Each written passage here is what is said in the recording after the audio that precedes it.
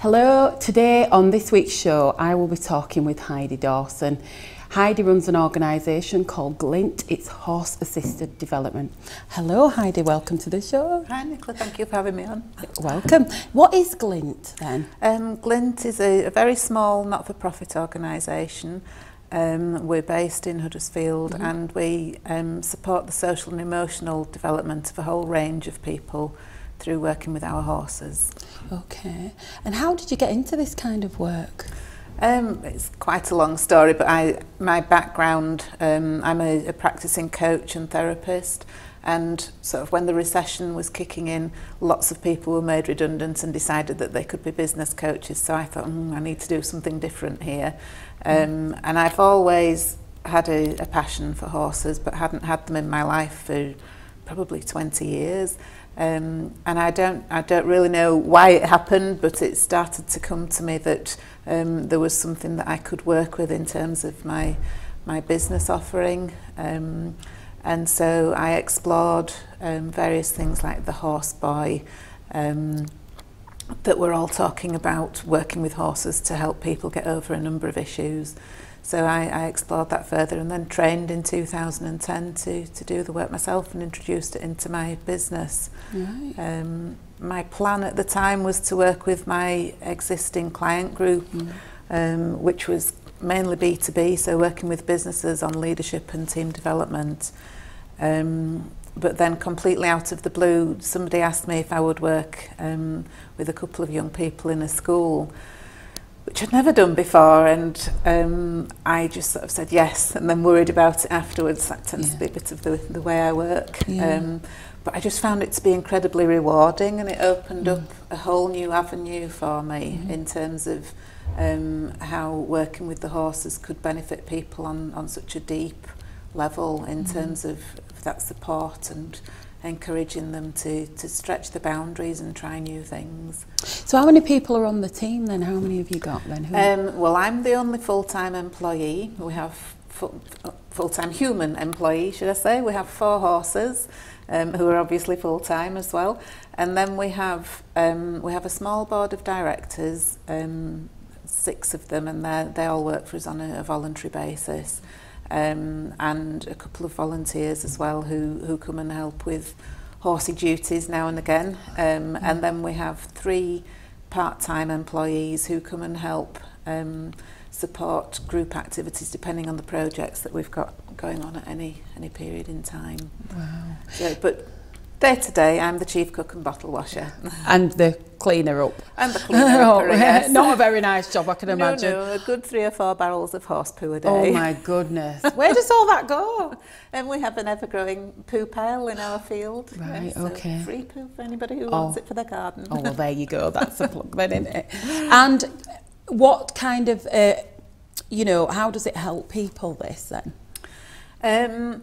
Well, horses function basically on emotional intelligence. That's how they survive. They're prey animals, so all the time they're thinking, am I safe, are you going to eat me, etc. So they're very much living in the moment. They don't worry about what happened yesterday or what's coming tomorrow. It's very much the here and now, and that makes them great partners, great learning partners to work with, because they're always tuned in to the energy that we put out, and all our emotions generate different energy waves, and so they respond to those. They pick up on how we're feeling, what we're projecting, and they reflect it back to us in their behaviour, in their response to what we're putting out. So it's an absolutely amazing way for us to see directly and immediately how we're impacting on other people and how other people impact on us as well, because you've got that immediate, very honest feedback from the horse. And what kinds of people come then to see you? A whole range of people. We're a social enterprise, so we have kind of 2 strands to our work. We do leadership and team development work, which is sort of the higher monetary value element of our business, and that then allows us to do the work with young people, vulnerable adults, etc., for a more cost-effective rate. So yeah, from the business and organisational perspective, leadership and team development, the real core, our social mission though, is about supporting people who have got difficulties going on in their lives. And for some people that can be learning difficulties, but more often than not it's things like behavioural issues. So it might be problems at home, maybe a divorce that's going on, it could be bereavement. We work with young people who have been identified at risk of things like sexual exploitation, who are being bullied. So a whole range of different areas that we work in. But underpinning that, it's all about that emotional resilience and preparing people to be resilient for the future. So what kind of results have you had then? Have you got any examples of a result that you've had with working with somebody?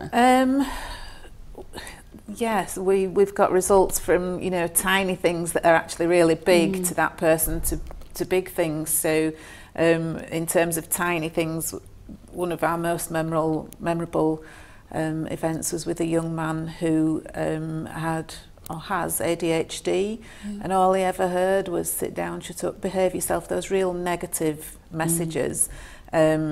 And he loved the ponies, wanted to be with them, but you can imagine he'd got loads of energy. So we were working with a little pony in an indoor arena, and his energy was so high, he was so excited that this pony was whizzing round and round and round. And he wanted to be with the pony. Now obviously I could say to him, well, you know, just behave yourself and be quiet and the pony will settle down. But it was really important for him to work it out himself. So asking him what he thought would help was the key for him. So he sort of said, well, you know, what if I make myself small and quiet, what will happen then? So we said, well, try it and see what happens.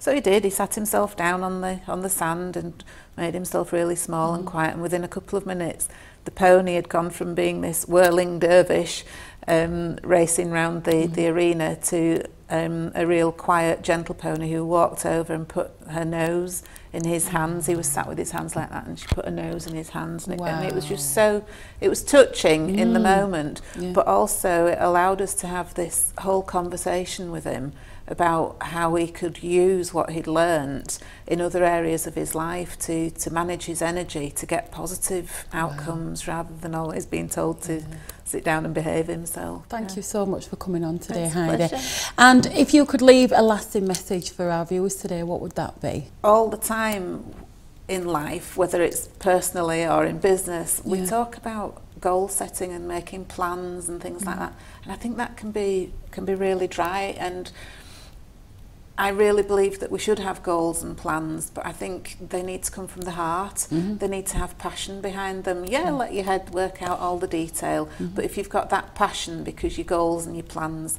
are heart driven, then when life throws all the rubbish and problems at you that it invariably does, you've got that passion and that commitment to see you through so that you don't give up when it's tough. And you know, I think that's really important, that don't just set real practical, detailed plans and goals. Have some passion behind it. Thank you very much for coming in you. today. Okay, I'd like to say thank you to our viewers. I'd like to say thank you to Heidi for coming in today.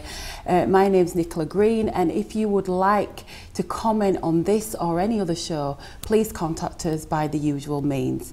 Your feedback is valuable. Until next time, thank you.